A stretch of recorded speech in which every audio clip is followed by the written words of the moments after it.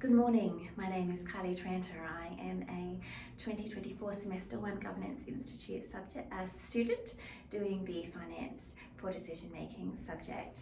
And my presentation today is on the financial performance for the year ending 31 December 2022 for the organisation Opportunity International Australia, which is a large public company limited by guarantee, a charity established in January of 1989.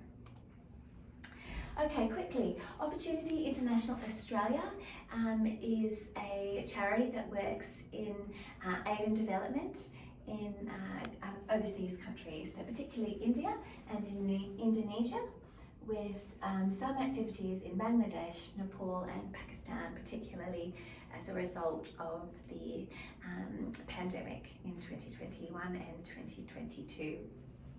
The charity programs include primarily microfinance, as well as health and finance education, anti-gender based violence, and safety from human trafficking education. Opportunity International Australia works in partnerships, so delivery partners or associates in country, and they work direct with the clients on the ground in order to provide microfinance loans, which allow a woman to either commence or expand a business and to draw herself and her family or community up out of poverty. Opportunity International Australia is, of course, therefore primarily an investment charity that receive donations and make sound investments in financial markets in order to have a strong cash reserves for those microfinance loans. Okay, so we'll have a quick look at the regulatory environment. Opportunity International Australia is regulated by ASIC as a corporation, by the ACNC through the Australian Charities and Not-for-Profit Commission Act of 2012, which does actually switch off some of those directorial duties in the Corps Act and instead requires that responsible people comply with Governance Standard 5 in relation to their duties. Financial reporting is affected by the requirements of the Australian Accounting Standards Board, and of particular note is that Opportunity International Australia has elected to prepare general purpose financial statements with a simplified disclosures for for-profit and not-for-profit Tier 2 entities, which is AASB 1060. Which just reduces some of those disclosure requirements for public entities which are not Tier 1 entities. Okay, so they are also responsible to some aid and development regulation, that being that as a result of their funding from the Australian government through the Australian and Australian and NGO Cooperation Program, which requires them to have a development plan and financial performance reporting. Similarly, ACFID, the Australian Council for International Development, requires member organisations to publish a note in their financial statements explaining their compliance with the ACFID code and making those financial statements in full either available in the annual report or via the annual report to some other publicly available location like the ACNC website or the organisation's website. And one other aspect I wanted to mention was the charitable fundraising legislation, which is state-based in Australia, and principally Western Australia and New South Wales require some reporting to be reflected specifically in their financial statements, and you'll see here an extract in note 2. Okay, the balance sheet.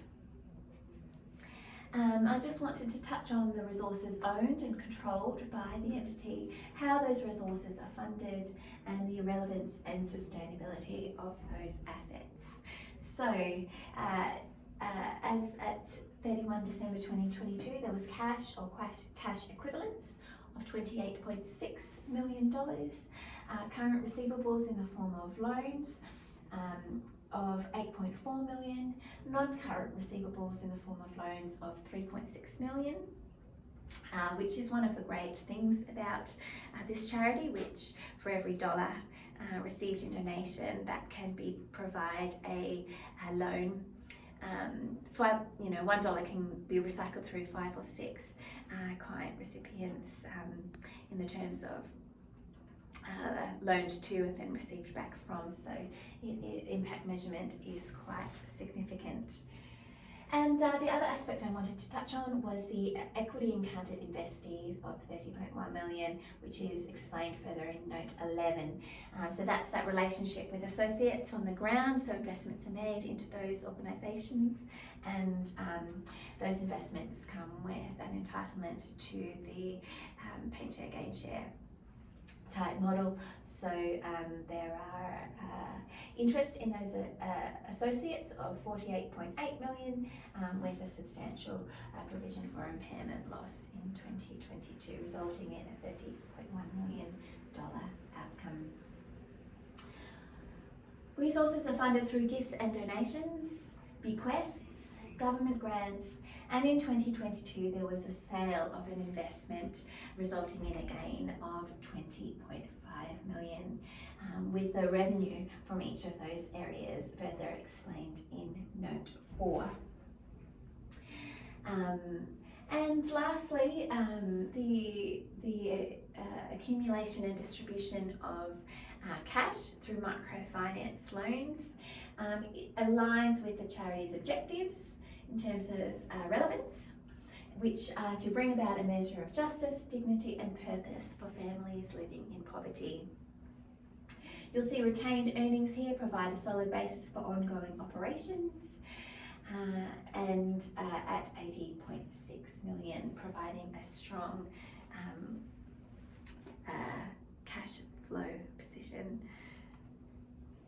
Here is the balance sheet, and I'll just quickly touch on the liabilities. You'll see a very modest total liabilities of 1.7 million, with very minimal borrowings and payables, including leases and employee entitlements here. We move on now to the profit and loss statement, and similarly to how I've touched on previously, there were revenue from operations was strong with 30 million. Donations did in fact decline between 2021 and 2022 by 30%, which is something to watch for future periods. Grant income from the federal government remained steady as part of that ANCP program, and a substantial bequest of 941,000 was received in 2022. Expenses are primarily comprised of grants and overseas technical support of 15%, employee expenses of 23%, and fundraising costs of 25%. So those ratios are encouraging.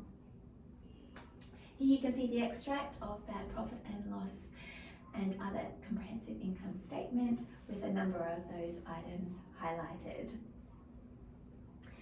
I just wanted to touch on the note 6, which here provides some further information about the impairment and the process of adjustment between 2021, an impairment charge of 8.5 million, with a write back in 2022 of 5.5 million, based off that sale of the investment. In conclusion, I just wanted to make note of the strong equity position and cash flow of the organisation. Careful consideration in future years will need to be given to revenue raising should donations continue to decline, and the relationship with local in-country associates is of continuing value, as their performance will have material effect and donor confidence on the overall performance. I'd like to thank you for listening and commend the great work of Opportunity International Australia in 2022. Thank you.